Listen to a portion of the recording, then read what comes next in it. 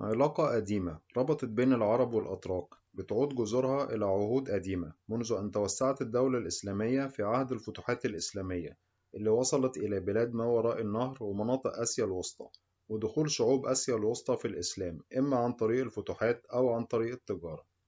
ولكن في البداية، من هم الأتراك؟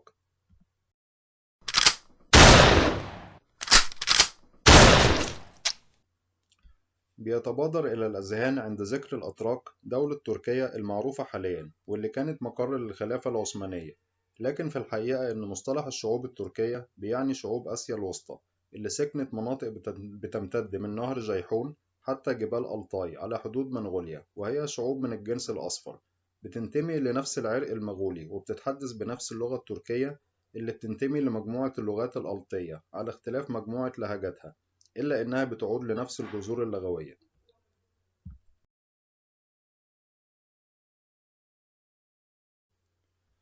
الشعوب التركية بتنقسم إلى قبائل ومجموعات مثل الأوغوز والأيغور والقزاق والتركمان، وبتمثلها في الوقت الحالي دول مثل كازاخستان وأوزبكستان ومنطقة تركستان الشرقية، وبتتشابه سكانها في ملامح الوجه التركي اللي بيشبه الوجه الصيني والمغولي. والشعوب التركية دخلت للإسلام من وقت مبكر للفتوحات الإسلامية، وربطتها بالدولة الإسلامية علاقة قديمة خصوصا في عهد الدولة العباسية اللي استعانت بعناصر الترك، وظهر في عهدها دول تركية قوية زي دولة السلاجقة الأتراك واللي سيطرت على أغلب مناطق الأناضول. وكانت أغلب القبائل التركية اللي دخلت للإسلام على المذهب السني، وللسبب ده كانت علاقتها قوية بالدولة العباسية.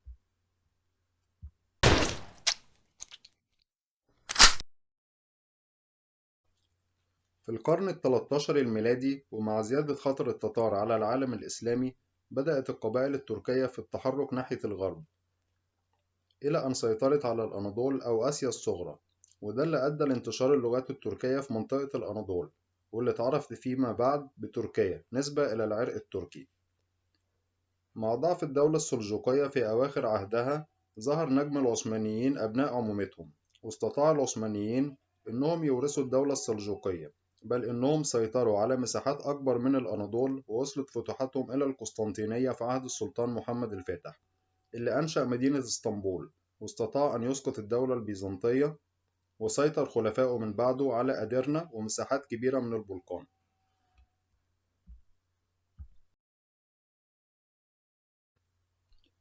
في عهد السلطان سليم الأول انتقلت الخلافة الإسلامية من الدولة العباسية إلى العثمانيين بعد سيطرة السلطان سليم على مصر والشام بعد معركة مرج دابق وسقوط دولة المماليك. وهنا أخذت العلاقة بين العرب والأتراك شكل جديد، فأصبح العرب تحت حكم الأتراك، وظهرت صور جديدة من التبادل الثقافي اللي ظهر واضح بين العرب والأتراك في نواحي عديدة زي تقارب اللغة والثقافة وفنون العمارة، وخصوصا بعد ما أصبحت اللغة التركية بتكتب بحروف عربية، وظهر التبادل واضح بين اللغتين في المصطلحات وبين العرب والأتراك في الزي والفنون.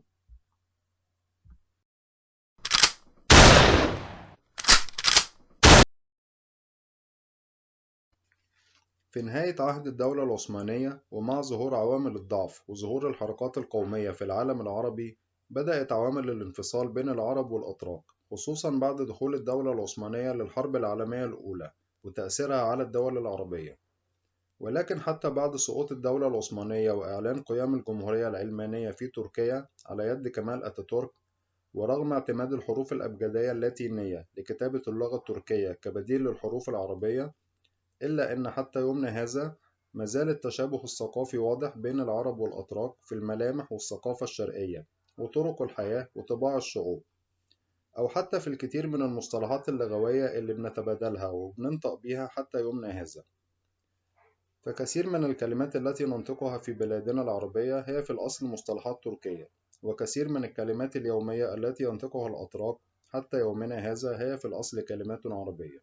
حتى أن الكثير من العائلات خاصة في مصر والشام من أصول تركية، وكذلك الكثير من الأتراك من أصول عربية.